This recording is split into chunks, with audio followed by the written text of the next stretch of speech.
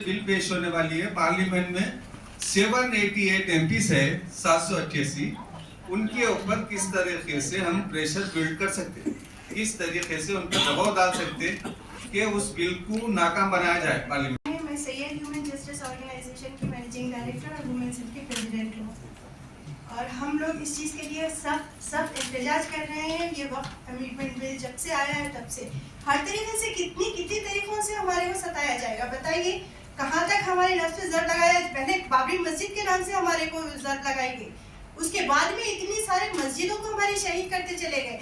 हद हो गई है, हद हो गई है। कहाँ जाकर रुकेगी ये सरकार, कहाँ जाकर रुकने वाली है। अब ये बर्बरियत का खेल हो गया है, ये फिरकावाराना हदें चलाई, एनआरसी, ये वो हर तरीके से कहाँ तक सताया जाएगा हमारे को। बताइए इसके इख्तिलाफात, इसके एहतजाजात इतनी ऊंची और ये कोई हमसे मिलने क्यों तैयार नहीं है। इनको एक शिनाख्त दे करके किसी को चीफ मिनिस्टर, किसी को प्राइम मिनिस्टर बनाकर बिठाया जा रहा है। क्यों बिठा रहे हैं? हमारी आवाज़ सुनने के लिए उनको एक शिनाख्त दी जा रही है। इसके बाद हमारे से ही तकाजा नहीं है किसी का कोई। क्यों हम नहीं मिल सकते? हमारे से हमारे मसले सुने नहीं जा रहे हैं, कोई बात के लिए हमारी तरफ ध्यान नहीं दिया जा रहा है। आज हमारा बच्चा खर्चे में डूबा हुआ है, उनकी तरफ से हम फिर भी सरखम करते चले आ रहे हैं, सुनते चले आ रहे हैं, हर तरीके से सुनते चले आ रहे हैं। मेरे बुजुर्ग को मेरी तरफ से बहुत बहुत सलाम और तमाम यहाँ पर मौजूद भाई और बहनों को सलाम। देखिए यहाँ पर हम तमाम इकट्ठा होके वक्फ तरमीमी बिल पर जो अपने ख्यालात का इजहार कर रहे हैं, सबसे पहले जो कौम गाफिल है उनकी मदद खुदा भी नहीं करता। हम लोग तमाम इस वक्त गाफिल हो चुके हैं। इसी की वजह से आज सबको जमा होके अपने अपने ख्यालात का इजहार करना, किस तरीके से हम अपने हालात को बदलेंगे, कहाँ तक है ये हालात को बदलने में हमारी ये तमाम कोशिशें कामयाब होगी। इस चीज़ के लिए हम लोग को बहुत गौर करने की बात है, ये बात गौर करने की। और ये सब हुकूमत की आइडियोलॉजी, हुकूमत की आइडियोलॉजी बाई यूज़र का खातिमा करना, बाई यूज़र का खातिमा और लिमिटेशन एक्ट को अप्लाई नहीं करना और कलेक्टर को इख्तियार देना कि हमारे ज़मीनों की बात के लिए हमको कलेक्टर के पास जाना पड़ेगा और कलेक्टर जो फैसला करेंगे वही हम तमाम को मानना पड़ेगा। इस्लाम में देखिए जहाँ पर अल्लाह ताला फरमा रहे कि जहाँ पर हक तलफी हो रही वहाँ पर आवाज़ उठाना है।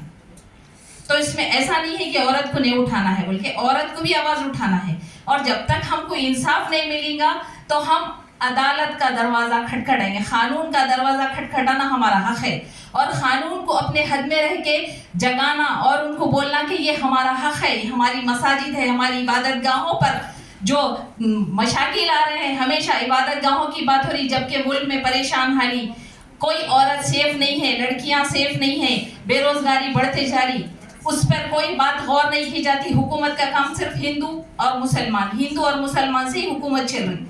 तो इस तरीके की हुकूमत चलेंगी तो इसके खिलाफ आवाज़ उठाना ही पड़ेगा कि हमारे हक के लिए हमको बात करना है और इस हक के लिए हमारा काम है कि अदालत का दरवाज़ा खटखटाना और सब हम मिल के इस बात का एहतजाज करना कि अब इसके आगे हम होश में आ गए और हम लोग को अब ये बात समझ में आएगी और इससे ज़्यादा गाफिल नहीं हो सकते।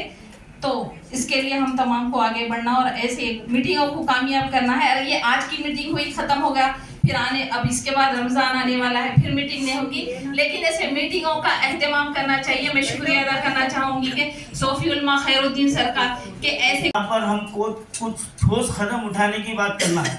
क्या हो रहा है, क्या करना है, ये बहुत हो गया। अब हमको आगे क्या करना है। तो एक बात अजीज भाई ने कहा कि ये हमारे लिए ये प्रोग्राम बनाया गया है।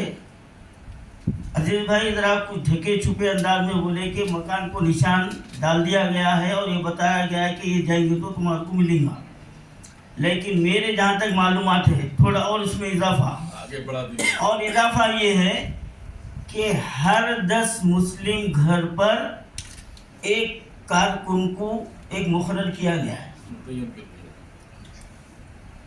वो हर हिंदू घर पर 10 हिंदू घरों पर एक कारकुन को मुकर्रर किया गया है कि उनके दिमाग की ओराली किया जाए, उनको बताया जाए कि उनके दिमाग में ये बात डाला जाए कि तुम्हारा सबसे बड़ा दुश्मन मुसलमान है और इनको हम بھی آئیں گے اور اسٹیٹ وقف بورڈ میں بھی آئیں گے یہ. اور پھر اگر آپ دیکھیں گے تو اس کے ساتھ اب یہاں پہ جو ہے سو کوئی بھی پراپرٹی کا جو کیریکٹر ہے اس کو ڈٹرمائن کرنے کے لیے انہوں نے کہا تھا کہ ڈسٹرکٹ کلیکٹر، مگر اب وہ کہہ رہے ہیں کہ اسٹیٹ گورنمنٹ جو ہے وہ ایک آفیسر اپوائنٹ کرے گی جو یہ طے کرے گا کہ یہ پراپرٹی وقف کی تھی یا وقف کی نہیں تھی پراپرٹی بول کے. تو یہ ہے. اور دوسرا جو ہے آپ وقف بائی یوزر، جو سب سے زیادہ خطرناک امینڈمنٹ ہے یہ ہمارے لیے. تو وقف بائی یوزر کا یہ ہے کہ جو پراپرٹی وقف بورڈ کے، کیونکہ ہم سب کو پتا ہے کہ کتنے جو پراپرٹیز ہے وقف بورڈ کے جو رجسٹرڈ ہے، جو پراپرٹی وقف بورڈ کی جو رجسٹرڈ نہیں ہوگی وہ حکومت لے لے گی. تو صرف جو پراپرٹی جو رجسٹرڈ رہیں گے وہ وقف بورڈ کے تحت رہیں گے. تو یہ میں سمجھتا ہوں کہ یہ جو سازی جو چل رہی ہے یہ بہت کرنا، اور جو ہے پاؤں پڑنے سے جو ہے مسائل طے نہیں ہوتے. اور وقف جائیداد یہ ہماری جائیداد نہیں ہے بلکہ اللہ کی جائیداد ہے. اس کی حفاظت کرنا ہمارے لیے نہ صرف ضروری ہے بلکہ ہمارا مذہبی اثاثہ ہے، تاکہ اس سے غریب، مجبور، بے گھر، بیوہ تمام لوگ مستفید ہو سکے. اور اس سے مسلمانوں کے لیے نہ صرف فائدہ بخش ہوگا بلکہ وہ مسلمان مجبور ہیں ان کے لیے بہتر ہو جائے گا. خدا آپ دیکھ رہے ہیں آپ کہ پنجاب اور ہریانہ کی طرف سے نکل کے دلی کو ڈراتے ہوئے وہ لوگ یہ بتا دیے تمہارا بات نہیں بدل سکتا. کسانوں کے بل کے تین واپس لینے لگے. وجہ یہ ہے کہ ان کو قیادت صحیح ہے، وہ جڑے ہیں تو قیادت سے جڑے ہیں. یہاں بدنصیبی یہ ہے، پہلی مرتبہ آپ تمام کے طرح لے آنا ضروری سمجھتا ہوں میں. بابری مسجد جب شہید ہوئی تھی کہ مسلمانوں کا جذبہ ابھر چکا تھا، ہندوستان میں ایک انقلاب کی نوبت تھی. اس وقت میں ہماری قیادت سامنے آ کے کہتی ہے مسلمانوں صبر و تحمل سے کام لو. تو ہم قیادت کے ماننے والے، قیادت کے پیچھے چلنے والے لوگ ہیں، ہم سو گئے.